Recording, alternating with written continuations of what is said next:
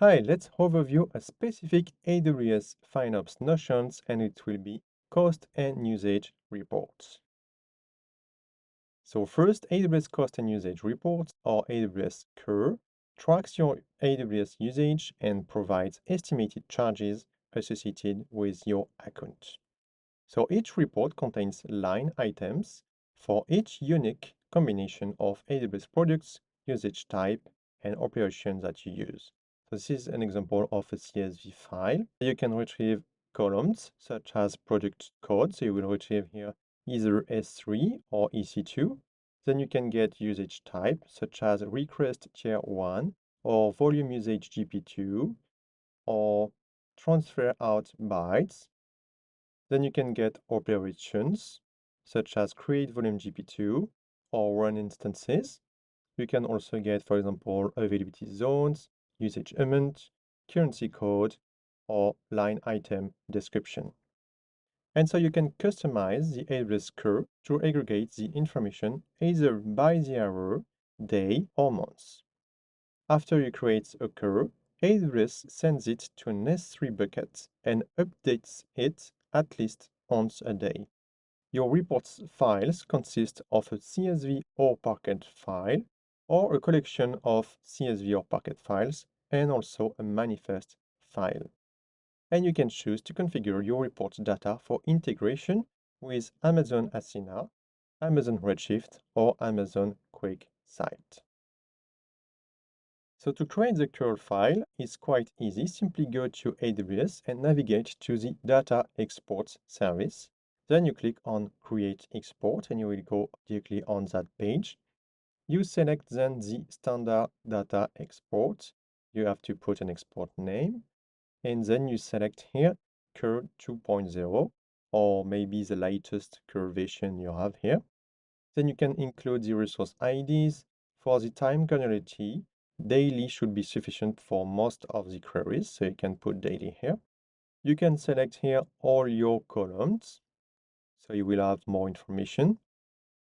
Then to query the CUR with Athena, you have to select Parquet format here. So in the compression type and file format, you can select Parquet file here. And then you have to add your S3 bucket destination and click on Create. Then AWS can take up to 24 hours to deliver the first report to your Amazon S3 bucket. And remember that you can also create the export from your root account in an AWS organization to get billing data from all sub-accounts. Then to query the CUR with Athena, you need to create an architecture. So first option is to use the AWS CloudFormation templates directly into the AWS documentation to create automatically the resources. So AWS CloudFormation here will automatically export and create the report and S3 bucket and everything inside here. Or you can also set up manually the infrastructure. So let's say you create the export from the root account. So this is the CUR creation that we just saw.